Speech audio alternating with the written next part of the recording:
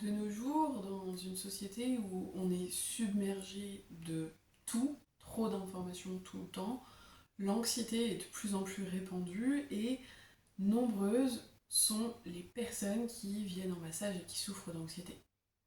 Je te partage aujourd'hui 3 approches efficaces pour accompagner l'anxiété tout en restant dans ton cadre de masseuse. Bienvenue dans cette nouvelle vidéo sur le massage et l'anxiété.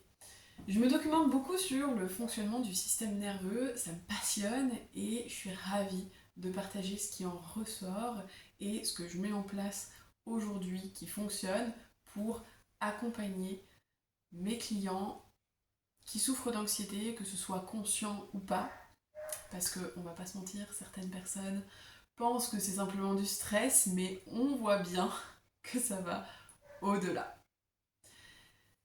Déjà, pour commencer cette vidéo, on va rapidement revenir sur quelle est la différence entre le stress et l'anxiété. Pour faire court, le stress est généré par une situation, un événement. Il y a un élément déclencheur qui vient activer ce stress. Alors que l'anxiété, elle est là, tout le temps, en toile de fond. Elle est là. Les personnes qui souffrent d'anxiété, elles sont souvent, je mets des guillemets, trop dans la tête et peu dans le corps. Elles sont déconnectées de leurs sensations. Elles élaborent sans cesse, de façon très inconsciente, des scénarios catastrophes. Vraiment en permanence, tout ça, ça tourne à 1000 à l'heure dans la tête. Souvent, il y a aussi des troubles du sommeil qui sont liés aussi à cette insécurité ressentie en permanence. Une fatigue nerveuse, des troubles digestifs, parce que l'axe intestin-cerveau fait que l'un impacte l'autre.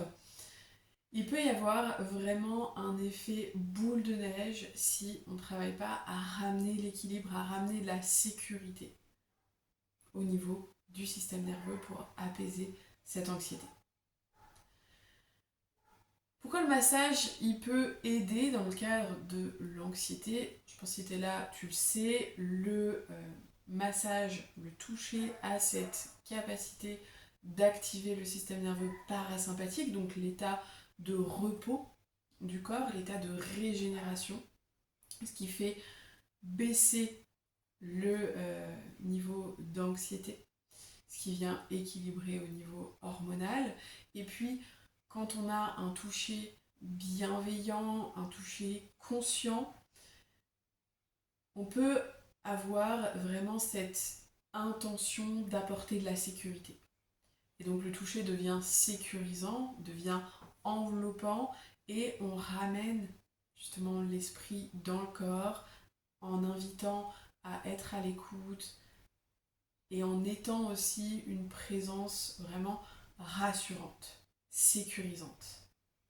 Hyper important cet aspect sécurisant. En Ayurveda, l'anxiété c'est très vata, donc c'est très voilà, dans la légèreté, beaucoup dans la tête, etc. Et il faut vraiment réancrer dans le corps, faire l'ancrage au niveau du chakra racine, etc. pour apporter la sécurité, l'écoute des sensations, etc. Donc on veut faire baisser Vata.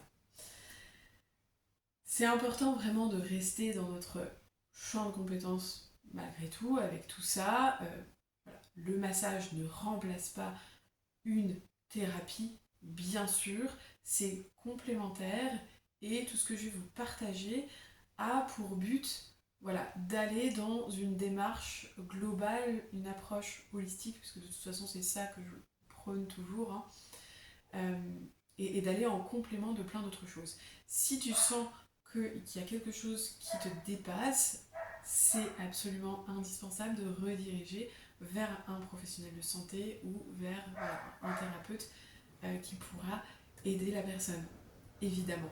On n'est pas là pour faire des miracles, on est vraiment là pour accompagner main dans la main les personnes à chaque étape pour voilà, retrouver de la sécurité, etc.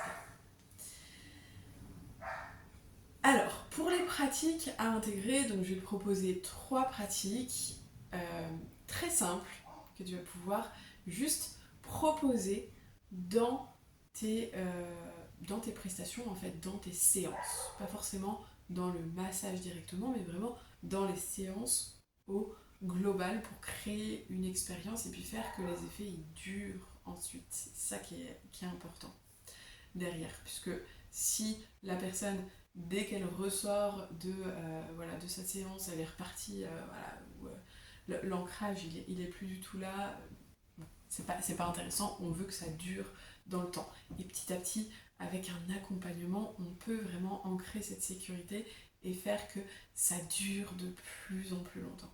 Bien que ça puisse être inconfortable au début pour les clients, il faut le savoir. Première chose, première pratique, c'est une respiration guidée en début de séance. Par exemple, de prendre une huile essentielle, bon, j'ai le petit grain sous la main, de mettre une petite goutte au creux de la main, et puis de venir inviter la personne à respirer profondément. Il y a un mélange que j'aime beaucoup chez doTERRA qui s'appelle Balance, que j'utilise pour ça, pour vraiment ancrer dans le corps. Ça peut être le bois de gaillac, ça peut être guaiac-wood, ça peut être du bois de cèdre. Je conseille vraiment ces bois qui ancrent dans le corps, qui font descendre l'énergie. Ça peut être intéressant vraiment de venir utiliser une huile essentielle avec une respiration guidée.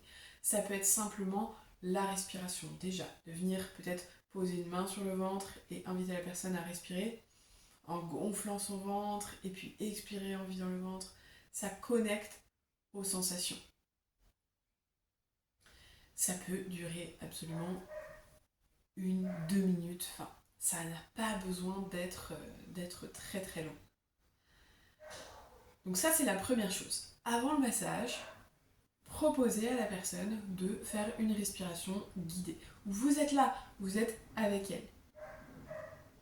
Il faut faire l'exercice avec elle. Et puis l'inviter à ressentir, lui offrir la sécurité. Super, super important. La deuxième pratique, ça va être d'adapter le massage en ayant un toucher qui soit très lent, très enveloppant, très sécurisant et en faisant aussi beaucoup de pauses. Que ce soit dans des postures d'étirement, que ce soit juste en étant sur des zones stratégiques comme les chakras par exemple, qui sont les centres énergétiques vraiment, vraiment puissants. Faire des pauses va permettre à la personne d'être à l'écoute. Être dans la lenteur va lui permettre de redéfinir les limites de son corps physique en tout cas.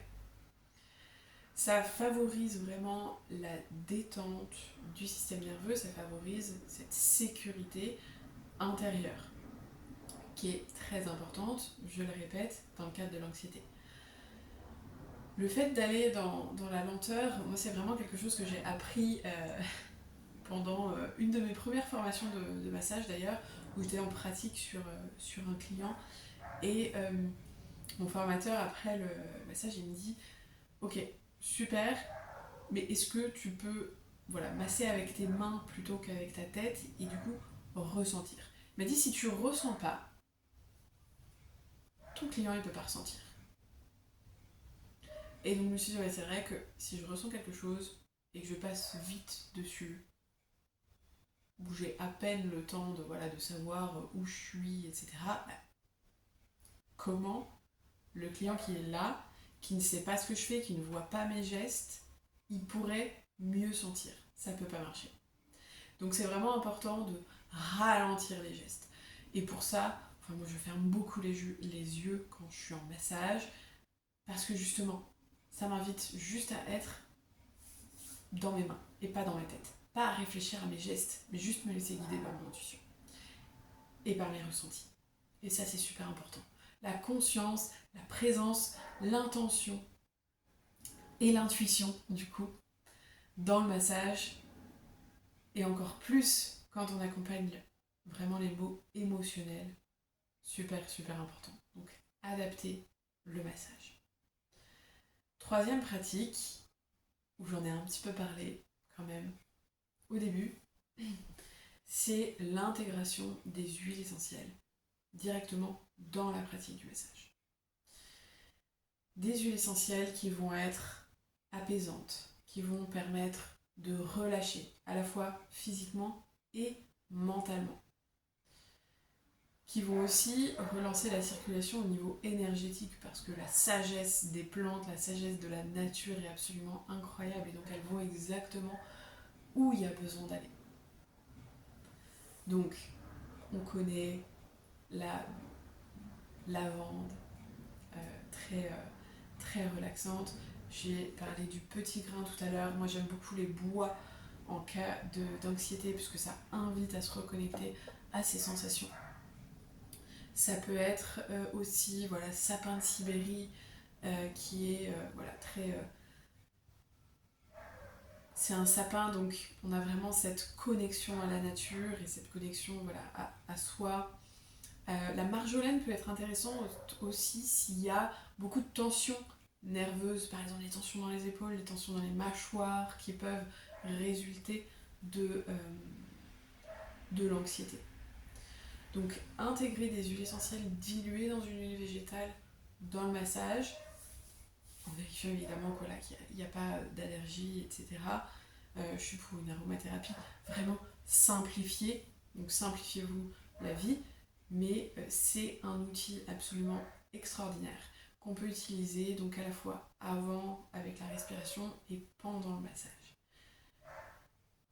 Moi, je propose des protocoles carrément en fonction de ce que ressent la personne et de ce dont elle a besoin avec 3 huiles essentielles en général. Ancrage, on va ensuite un peu purifier et puis ensuite aller sur vraiment là peut-être de la relaxation, l'apaisement du mental pour, dans ce cas précis, de l'anxiété. Je fais vraiment ces 3 étapes le plus souvent avec du coup des huiles qui sont ciblées, qui sont choisies. Si ça t'intéresse de recevoir mes protocoles, je t'invite à m'écrire un petit message, je te laisse de quoi me contacter en dessous de la vidéo. Donc ça, ce sont les 3 pratiques, les 3 choses que je t'invite à intégrer à ta pratique pour accompagner vraiment les clients qui souffrent d'anxiété. En massage, on n'est pas sur un soin médical ou quoi que ce soit, on est là vraiment pour soutenir la personne dans la durée. Et ça ne fonctionnera, donc vous pourrez vraiment avoir des résultats avec la personne que si elle s'engage envers elle-même et si elle opte pour un accompagnement. Il faut au moins qu'elle prenne 6 mois. Donc là, si tu proposes des accompagnements, des packs sur 3 mois, 6 mois, 1 an, c'est indispensable de le proposer dans ces cas-là en fait. Sans quoi, tu peux pas garantir qu'il y ait quoi que ce soit. Oui, elle va se sentir bien sur le moment, encore que il faut vraiment qu'il y ait cette sécurité qui s'installe. Mais si elle veut des résultats à long terme, il faut qu'elle s'engage et qu'elle en fasse un soin régulier. Et peut-être aussi que tu mettes en avant des conseils après le massage, qu'elle puisse réaliser, avoir des petits rituels, des choses que tu puisses lui apporter entre 2 séances, si elle est ouverte à ça. Le massage, c'est pas une pilule magique. C'est une pièce du puzzle quand il s'agit d'accompagner l'anxiété. Et c'est important, toi aussi, de te renseigner sur le fonctionnement du système nerveux pour accompagner au mieux cette anxiété. Parce qu'il peut y avoir plein de choses qui bougent dans le massage. Il peut y avoir des émotions qui étaient ancrées à un endroit qui se libèrent parce que cette sécurité il est là. Il faut que tu puisses l'accompagner, il faut que tu puisses le comprendre. Il peut y avoir de l'activation qui circule et puis la personne a besoin de bouger un petit peu, de bouger ses jambes ou de bouger sa tête. Il faut que tu puisses le capter ça aussi. Pour ça, il faut que tu comprennent un petit peu comment fonctionne le système nerveux. Donc, toujours être dans cette posture d'écoute, de non-jugement, de bienveillance et apporter un cadre sécurisant. Ça, c'est vraiment le plus important. Voilà ce que je voulais te partager dans cette vidéo. Respiration, toucher, lent, sécurisant, adapté, faire des pauses et des huiles essentielles aux propriétés apaisantes, calmantes. Ce sont 3 clés super simples pour accompagner en douceur cette anxiété et accompagner tes clients à avoir des résultats durables aussi. Qu'ils puissent ressentir à l'intérieur d'eux qu'il se passe des choses et qu'ils aient envie aussi de continuer l'accompagnement. Donc dis-moi dans les commentaires, est-ce que tu pratiques déjà certaines de ces approches? Qu'est-ce que tu as mis en place? Je suis ravie toujours de lire les commentaires, les expériences de chacune d'entre vous. Je vous invite à vous abonner si vous voulez plus de contenu pour enrichir vos massages. Et puis, je vous dis à très vite dans une prochaine vidéo. Ciao, ciao!